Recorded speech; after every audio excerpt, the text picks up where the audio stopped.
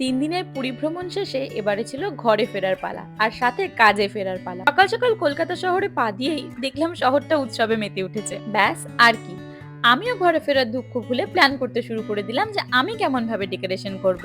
আর বাড়ি ফিরেই যেমন ভাবা তেমন কাজ, ছটফট লেগে পড়লাম লাইটিং এর কাজে। কালী পুজোর সময় আমার সব থেকে বেশি ভালো লাগে এই সুন্দর লাইটস গুলো দিয়ে আমার ঘরটা সাজিয়ে তুলতে। আমি তো সারা বছর অপেক্ষা করি কবে এদেরকে বাক্স থেকে বের করব আর সাজিয়ে দেবো। তবে এবারে আর শুধু ঘর নয়, ঘরের সাথে সাথে কিন্তু ক্লাউড কিচেনটাতেও আমি খুব সুন্দর করে লাইটিং দিয়েছি। এটাও এই ভিডিও শেষে তোমাদের সাথে শেয়ার করে নেব। তবে হ্যাঁ, উৎসব মানেই কিন্তু আমাদের জন্য আরো একটা শব্দ চলে আসে, সেটা হলো ব্যস্ততা। কালী পুজো, ভাইফোঁটা, দিওয়ালি সব মিলিয়ে ব্যস্ততা বেশ তুঙ্গে ছিল। বাড়ি ফিরেই ঝটপট কোমর বেঁধে লেগে পড়তে হলো ক্যাফে সামলানোর কাছে। তবে ব্যস্ততা যতই থাকুক, আমরা কিন্তু সবসময় চেষ্টা করি সমস্ত উৎসবে নিজেদের মতন করে একটুখানি অংশ নেবার আর নিজেদের মতন করে অনেকটা আনন্দ উপভোগ করার। আমাদের এই ছোট ভিডিওগুলো তোমাদের ভালো লাগলে একটা লাইক করে দিও প্লিজ।